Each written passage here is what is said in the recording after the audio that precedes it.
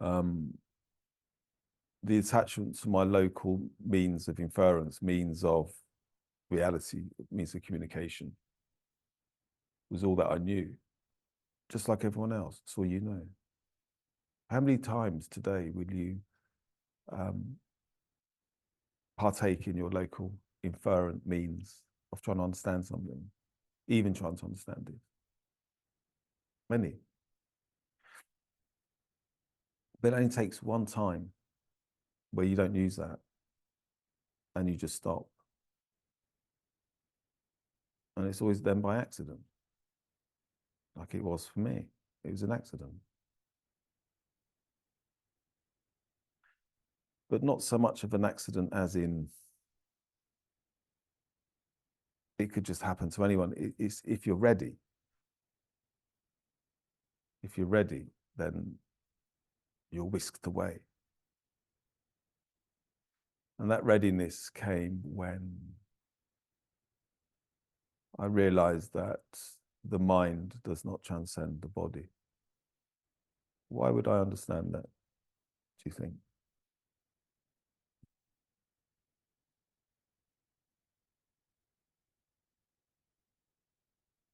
Because I've been working on developing a therapeutic self, a therapeutically sound self.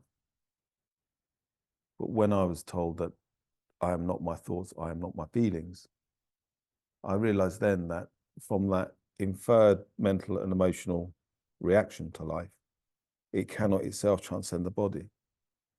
It itself is a reaction to the body, to the ignorance of where I'd lost my knowing to identifying with the body. So being told that I'm not my thoughts and my feelings was being told I'm not the reaction to this body.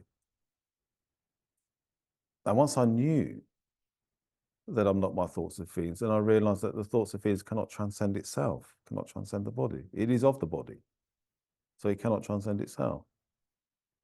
It's obvious, isn't it? Is it obvious?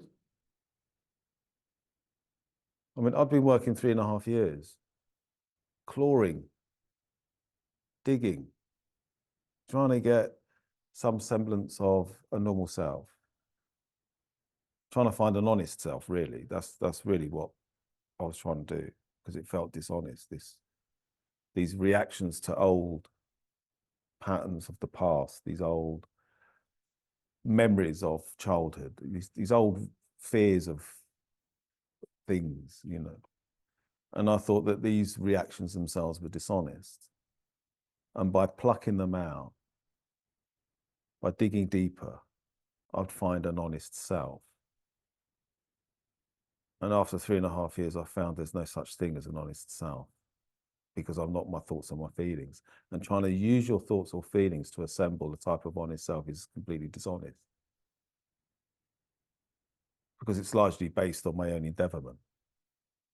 And I realized that my endeavorment was made up of how I'd integrated thoughts and emotions to appear as me. And that's not who I am. And so I got called out. I got called out by a tutor who could see clearly that I was over-identifying with my thinking and my emotional nature.